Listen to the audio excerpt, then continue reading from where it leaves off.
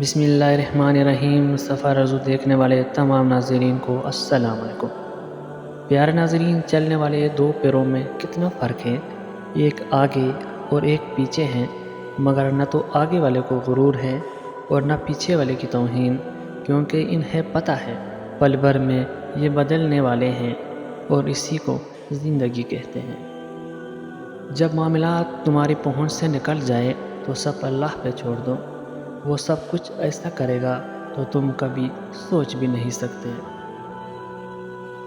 وقت کے سمجھانے کا طریقہ سخت اور کربناک ہوتا ہے، مگر یہ بات بھی سچ ہے، وقت کی سمجھائی ہوئی بات حتمی ہوتی ہے اور سارے زندگی کے لیے سمجھ میں آ جاتی ہے۔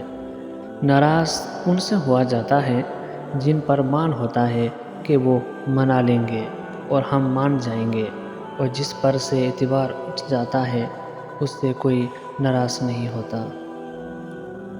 لوگوں نے کچھ دیا تو سنایا بھی بہت کچھ، اے اللہ تیری ہی در ہے جہاں کبھی تانا نہیں ملتا۔ روٹھنا منانا تو زندگی کا حصہ ہے، بس خیال رہے ناراضگی صرف زبان تک رہے، دل میں بسے پیار اور عزت کو کبھی ختم نہ ہونے دے۔ زندگی میں لوگوں کا آنا ایک مقصد ہوتا ہے، کچھ آپ کو آزمائیں گے، کچھ آپ کو سکھائیں گے اور کچھ آپ کا استعمال بھی کریں گے اور کچھ آپ کو جینے کا صحیح مطلب بھی بتائیں گے۔